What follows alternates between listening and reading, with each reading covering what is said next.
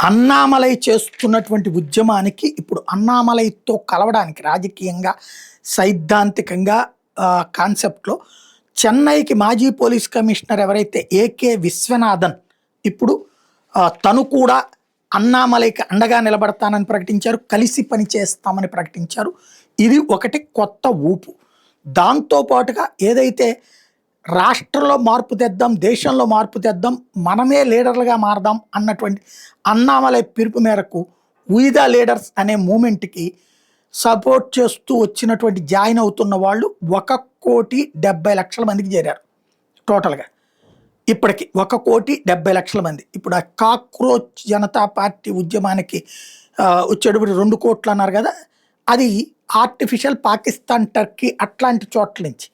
But ఇది 1,70,00,000 మంది ఇండియన్సే 3 రోజుల్లో చేరారు.